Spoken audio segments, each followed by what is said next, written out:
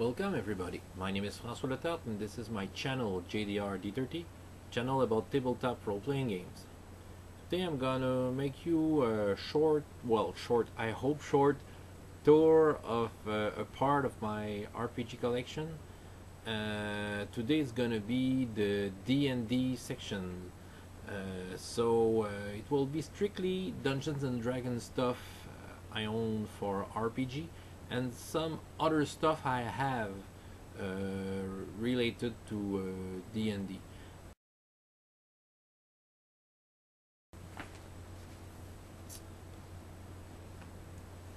It's I don't know if you see it correctly. It's Dungeons and Dragons. Well, we could call it the basic set. I guess it was the book that came after the white box. I found it used in the RPG bookstore, and this book is quite funny to read because, you see the basic rules with what was I think in the white box, and but all through the read they already make a reference to Advanced Dungeons and Dragons while you read the book. They explain a class or a rule, but in the text they say, well, we do it this way, but if you buy Advanced Dungeons and Dragons, it will be a lot more. So this book, it's kind of a big advertisement for the Advanced Dungeons and Dragons that was coming out around the same time as this book.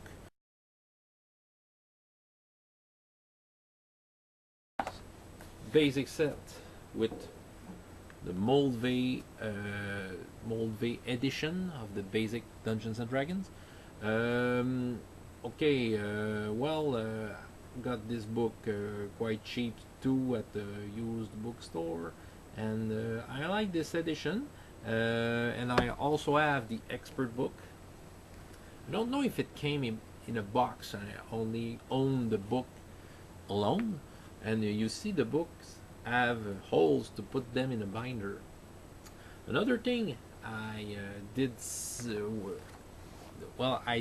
with this book, maybe lots of you knows about that, but if you look at Pathfinder, the core rule book, we have the same scene. Maybe many of you did saw that, but yeah, it's the same lady here.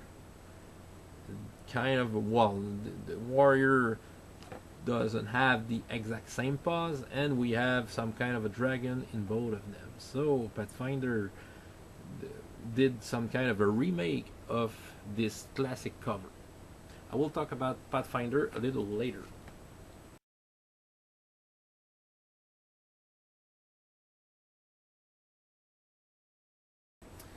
This was for the English part. Now, still in basic set,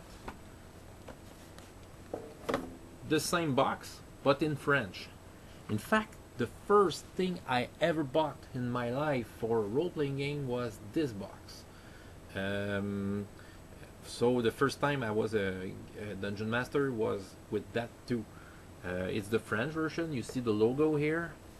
They made it French with the J instead of the GE. And Jeu d'Aventure Fantastique. What's in this box?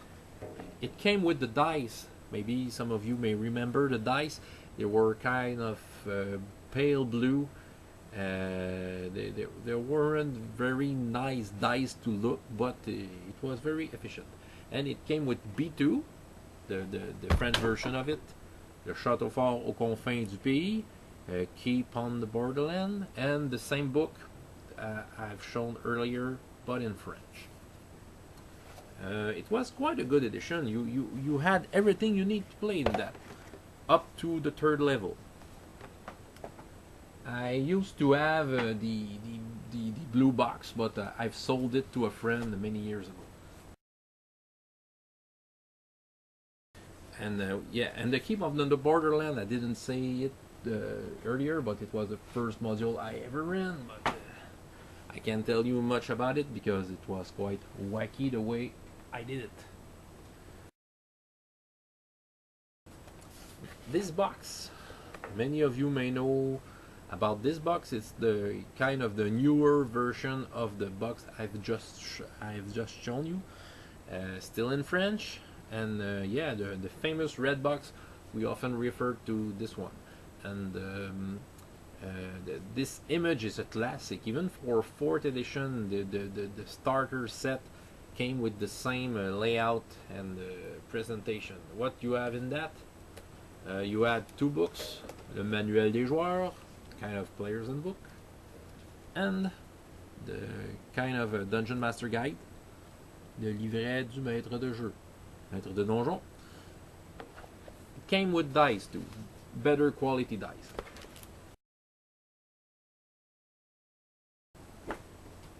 In basic set, I had this module, La Cité Perdue, the Lost City. I like this module because the story of this module is before. It's you have a lost city in the middle of the desert. Your character are stuck in the desert, and they are lost. And they find out a lost city that is underground and is ruled by strange religions, and there are many strange people living there. It's quite a good module because the character have to deal with the strangeness of this place, and they are kind of stuck there. So I think it's interesting to have this module in any game world. If your character are lost in the desert, this module can do a really good adventure for your players. Okay, next thing, probably one of my favorite book ever, famous Rules Cyclopedia. Everything you need to play is in there. You only need one book to play basic Dungeons and Dragons, and it's this one. Sorry, the book have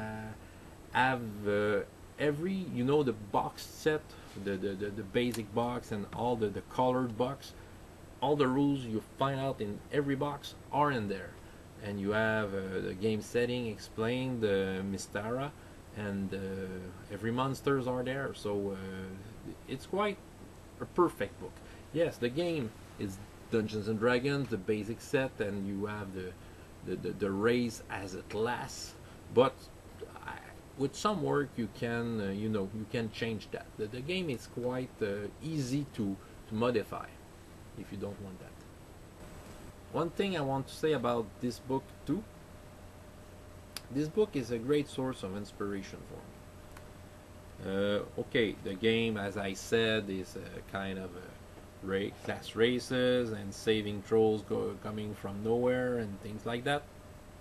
But sometimes when you play a lot of role-playing games, you get lost between 2 games, and you want to recharge your batteries, and this game does that. I like to read the game just to throw me back to where it started, where role-playing, where was the role-playing game when it began. And it's a great source of inspiration. It's like reading this book, I'm ready to try something else after that. I have, gives me ideas, kind of a source of inspiration. So this book, well, it's a book to have, and you can find it, I think, on drive-thru. You can buy it, or many retro clones do reproduce most of this book. But the Rules Cyclopedia, I think, is one of the best book ever to have ever been out for Dungeons and Dragons since the beginning.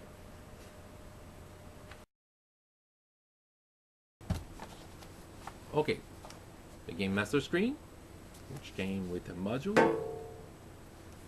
Escape from Thunder Rift, which is a module related to a series of novel that was around in the 90s, the Penhaligon trilogy. and this is an adventure related to that. And the Game Master screen, probably one of the Game Master screen I've liked the most just for the look. Simple as that. Dungeons and Dragons with all the tables you need behind it. So with that, you're ready to play D&D. So to make a short conclusion about this version of Dungeons and Dragons, um, today, do I want to play this game? As a player, I may say yes, but how I would play it? Well, I would put lots of personality into my character. It will be the role-playing part that will make him different from another character. Because in this version of Dungeons and Dragons, if you take character class on on the on the character sheet, both characters will be almost the same. So you have to put personality into your character to make him interesting. And maybe I would take some ideas from later versions of Advanced Dungeons and Dragons to tweak, the stats on the sheet in order to have more character in the fashion I would like. As a game master, I'd say yes, but it won't come anytime soon, since I discovered that this game has to be played very often to be enjoyable, because character progression is very slow. So if you want to add the feel of your character getting better and better, you have to play often so that you will progress. Um, so that makes the first part of my D&D tour. There will be others coming, so stay tuned for that. And if you have questions, comments, don't be shy and write that down below. So my name is François Letap for JDR D30, and up to next time, I hope you have as much fun in your life as in your game.